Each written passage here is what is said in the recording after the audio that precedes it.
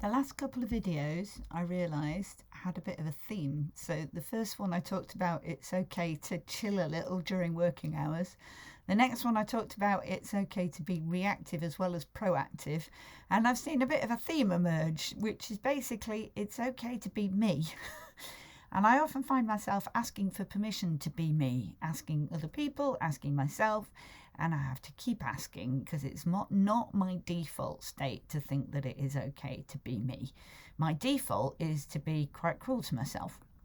I call myself an idiot, a fuckwit. I'm not a for fuck's sake to myself all the time under my breath. I'm not great at being kind to myself.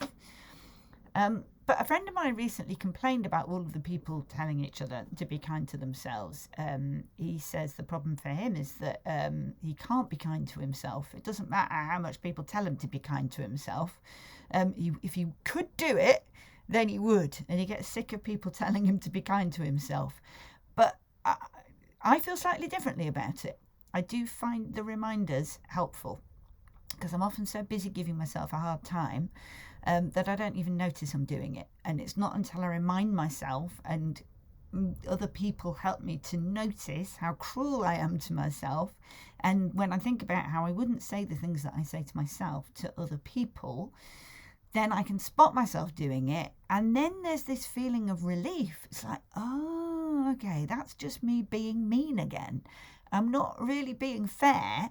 I wouldn't say those things that I say to myself to somebody else. I'd never dream of being so judgmental to anybody else as I am to myself. I'm not a fuckwit. I'm just a human being doing my best to get by, trying hard, being imperfect, and that's okay. But it's not just that I don't want to be mean to other people and therefore I don't want to be mean to myself. The things that I say to myself, I wouldn't say to other people because they're hurtful. But there's another reason I wouldn't say it to somebody else. I wouldn't say it because it's not helpful. If I was mentoring someone, I wouldn't expect them to be able to make any kind of meaningful change as a result of me calling them a fuckwit. That kind of language is demoralising. It's not energising. It doesn't help people to change. So there's just basically, it's not common sense. It's not helpful to talk to myself the way that I do. But it's not just that it's not common sense. There's also a thing people say, imagine you're talking to somebody that you love. Now, this is an interesting one because maybe you don't love yourself. If you've got such a low opinion of yourself that you're constantly berating yourself and you have a really low opinion of yourself, then maybe you don't feel that you're worthy of love. Maybe you don't love yourself. But why not? If you don't, who will?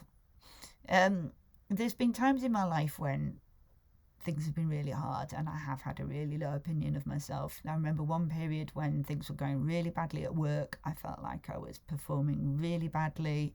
I felt like I was in danger of losing my job, and I thought maybe I deserved to lose my job, and I was really, really anxious a lot of the time. And what I started doing was I would keep a teddy bear down the side of the bed, and when I woke up in the night, wide awake, suddenly, thoughts churning, worrying, anxious, I would cuddle the teddy bear and I was imagining that it was me and that I was a small child and that I was comforting the small child. And it was incredibly comforting. Everybody deserves love. And that includes you. And the idea of thinking of myself with love and trying to treat myself with love, just because I think everybody deserves love, and if everybody deserves love, then that includes me. That's helpful. Just that. Don't be mean. Be kind. Treat yourself with love because you deserve it, just like everybody deserves it. And then reminding myself to be kind, for me, works. It's meaningful. It helps.